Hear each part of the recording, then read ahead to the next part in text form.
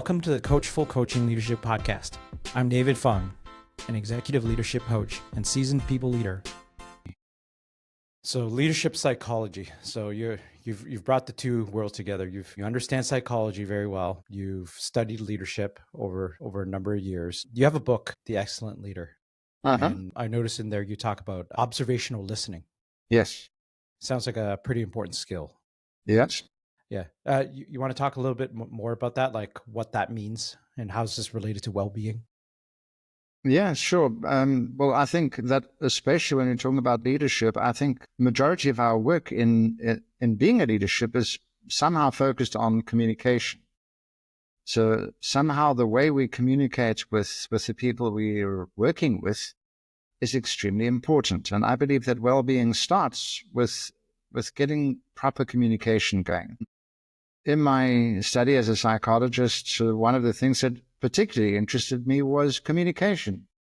And what particularly interested me is some people seem to just so easy for them. They just do it. They get conversation to the right depth that doesn't seem to cost them any effort. They just do it. And you see other people who seem to battle and they don't get that much done.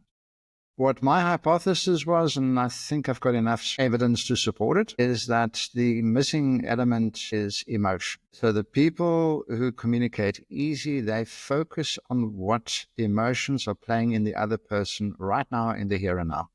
Okay. And for that, you need to observe. So here comes observational listening.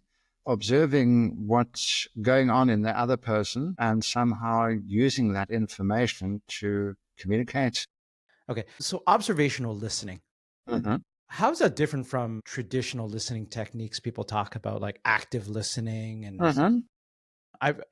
you've probably heard all the different ones. Like, what's different about this?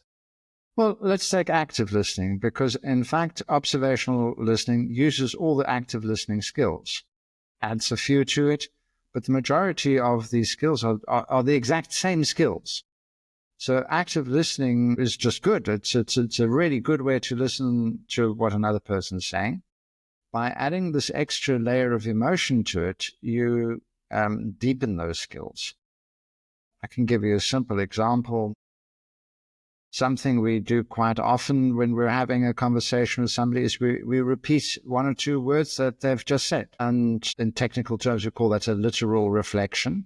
Then that's an active listening skill. So what observational listening adds to that is the choice of which word do you repeat. And the observational listening says, try and listen in what somebody's telling you to which words are loaded with an emotion. Yeah. Because the emotion is telling us actually that's an important word. Yeah. And by only dropping only that one word where the emotion is there, we're actually dropping only the important word in the sentence someone has just spoken. And that makes them feel heard to a deeper level, and they feel safer with you, which is another one of my pet subjects, psychological safety. Yeah, safe.